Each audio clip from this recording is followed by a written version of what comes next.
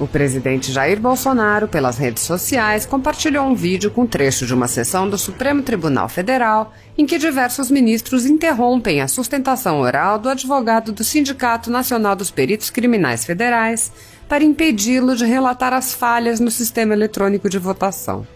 No vídeo, os ministros Ricardo Lewandowski, Carmen Lúcia, Luiz Fux e Gilmar Mendes interrompem o advogado diversas vezes para dizer que o sistema é seguro, sem ouvir os argumentos que o advogado tentava apresentar.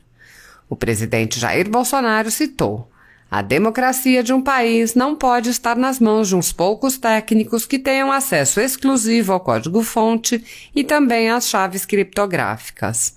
O presidente questionou: "A pergunta que fica: por que 3 ministros do Supremo rejeitam com veemência a possibilidade de termos eleições com auditoria nos votos?" Veja o vídeo compartilhado pelo presidente Jair Bolsonaro. Falo em nome do Sindicato Nacional dos Peritos Criminais Federais.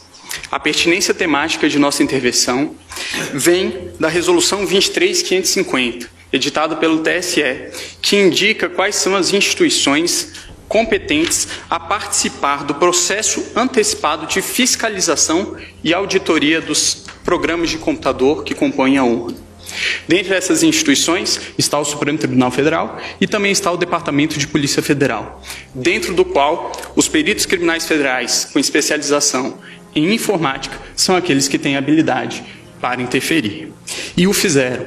Participaram do teste público de segurança do sistema eletrônico de votação. Teste esse que foi composto, talvez, pelos maiores nomes da computação do Brasil. E o resultado foi que esses profissionais conseguiram, sim, encontrar diversos vícios, diversas falhas no sistema eletrônico de votação. A título de exemplo, conseguiram esses profissionais fazerem ataques ao sistema de inicialização da urna. Conseguiram gerar um boletim de urna falso. Conseguiram também obter a chave criptográfica da urna. Conseguiram ainda, e o que é mais grave, recuperar a ordem do RDV, que é o Registro Digital do Voto, e é o que garante o sigilo do voto. E, portanto, conseguiram identificar qual era o primeiro, o segundo, o terceiro voto de cada um dos eleitores. Senhor presidente, o senhor me permite?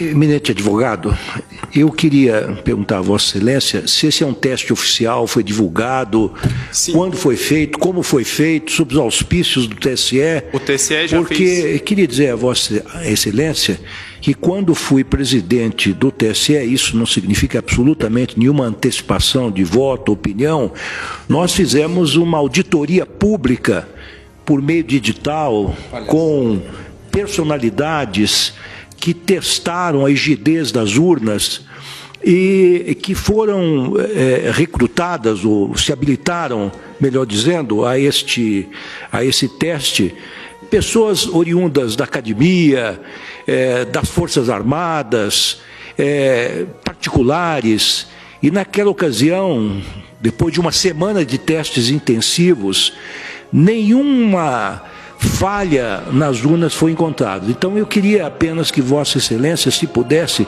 esclarecesse que tipo de teste é esse que foi feito e quando foi feito, sob os auspícios de quem, a pedido de quem e como é que isto foi divulgado. Os testes foram feitos... a participação, se possível, agregando a Vossa Excelência, do próprio Tribunal Superior Eleitoral, que faz esses chamamentos públicos diuturnamente. Os testes... Porque essa, senhor presidente, é uma imputação muito séria. Da maior gravidade. Da maior gravidade. Séria, e precisa verificar a verossimilhança disso. Eu estou impedido, senhor presidente, que eu formulei um pedido das informações, mas eu queria apenas esclarecer que há menos de um mês foi realizado o último teste. Isso, todos os processos eleitorais são feitos. E eu queria saber se foi nesse teste que o... Teste de 2017 e de 2016. Sim, agora... Principalmente foi encontrado na tribuna é um dever do advogado. Pelo grupo G4, que é o grupo do advogado Peixinho, do perito Peixinho, pelo grupo também do professor Diego Aranha, da Unicamp, e também pelo grupo do professor Dourado Rezende. Ok? Se o relatório do TSE... Deixar isso claro, o TSE, com licença do advogado, o TSE a rigor, sempre fez esses testes. Todos os chamamentos são feitos. E isso está, inclusive, nos atos normativos que balizam toda essa questão. E houve, de fato, e o tribunal sempre chamou, na verdade, chama os melhores hackers, os melhores peritos, para fazerem esse teste em nome da segurança do sistema. E depois faz o reteste, de modo que isto, neste caso, inclusive, o tribunal reconheceu o trabalho do professor Diego Aranha, que conseguiu progresso, mostrou falhas e depois houve a reprogramação. De modo que isto é absolutamente normal e só mostra a seriedade com que o TSE tem se havido nesse tipo de matéria. É absolutamente rotineiro isso que se faz. Mas só para efeito de... É que essa é uma afirmação que está sendo feita da tribuna, é muito séria. O questionamento do ministro Lewandowski, exatamente porque talvez as pessoas não saibam que estes testes são feitos a cada período, publicamente, com chamamento público e dado a público, inclusive, todas as informações relativas, mas Vossa Excelência continue e eu darei o interregno do questionamento. Obrigado, e apenas em resposta ao questionamento, o relatório a que me refiro é o relatório mencionado pelo ministro Gilmar Mendes e que está disponível no site do TSE. A minha indagação, o último reteste feito é de 2018, esses 2017. dados? 2016, 2009, 10, 16 e 17.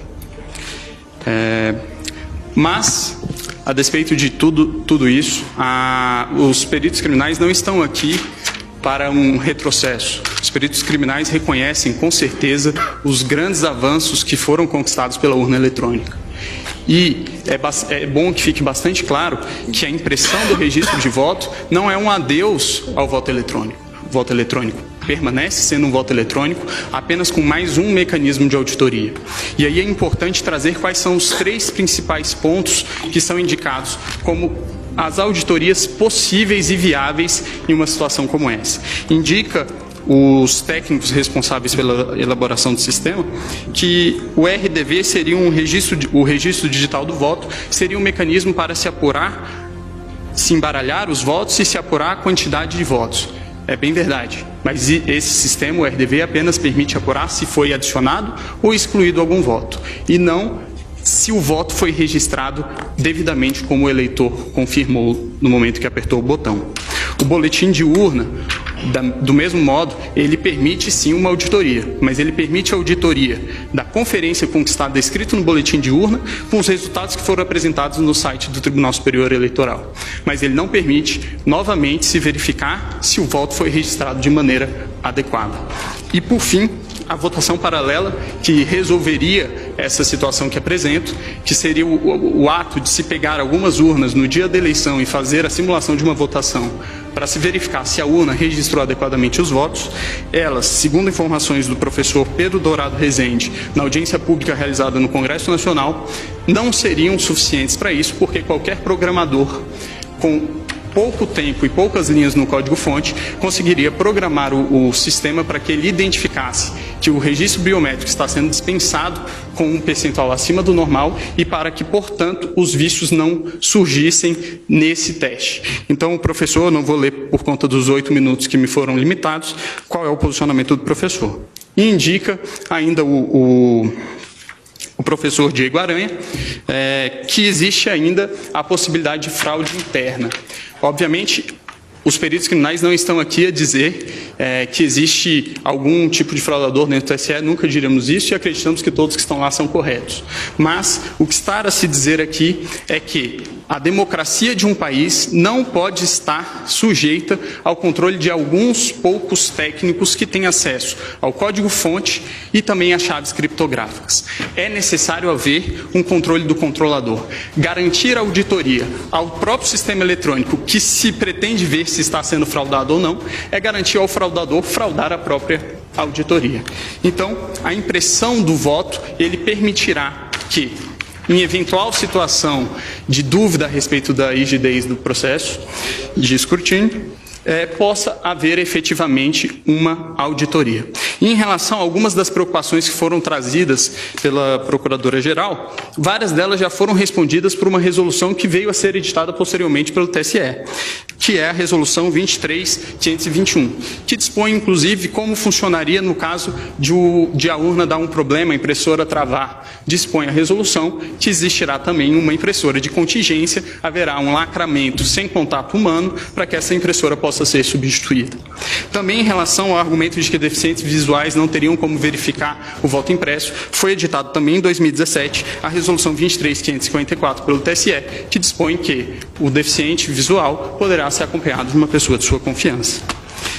Sobre o risco também de que, durante uma pane da impressora, o fiscal de urna poderia chegar e ver qual é o voto daquela pessoa que está dentro da cabine, esse argumento também não me parece bastante plausível, tendo em vista que a urna eletrônica também pode travar com a sua tela congelada e também um fiscal de urna teria que entrar para trocar pela urna de contingência. O Brasil, excelentíssimos ministros, é o último país que ainda adota o sistema DRE sem o VIVPET. O VIVPET é exatamente isso que nós estamos falando, que é a impressão do registro.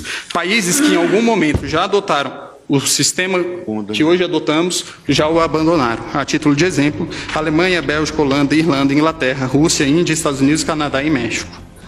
Por fim, excelências, utilizaria aqui mais uma vez a fala do professor Diego Aranha, que o ministro Gilmar mencionou, quando se trata dos argumentos de preço de viabilidade temporal.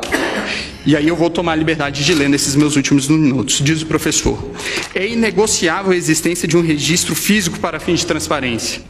Em situações de vitórias cada vez mais apertadas, não se pode ter dúvida sobre o resultado correto das apurações. Sobre a questão orçamentária, eu gostaria de finalizar dizendo que a possibilidade de auditoria de uma eleição não deveria ter preço. Esse é o requisito de qualquer eleição: provar para os participantes que o resultado é acurado e honesto. Isso não deveria ser negociável. A discussão, se não é possível acomodar no sistema atual brasileiro, para que ele possa ser transparente, inverte completamente a sequência lógica das coisas. Transparência é um requisito. E ainda em relação ao preço, são vários os exemplos que podem ser encontrados na rede mundial de computadores de gastos semelhantes com coisas que, acredito eu, não tragam tantos benefícios à democracia do país. A título de exemplo, o governo federal gastou 800 milhões de reais em publicidade no ano de 2017. O valor estimado para a impressão do voto, é de 2 bilhões de reais. Por fim, inexiste inconstitucionalidade no dispositivo. O dispositivo, a nosso ver, apenas torna mais constitucional o estado de coisas constitucional que já existe, e é nesse sentido que os peritos criminais federais requerem que seja julgado improcedente os pedidos da inicial. Agradeço a atenção de todos.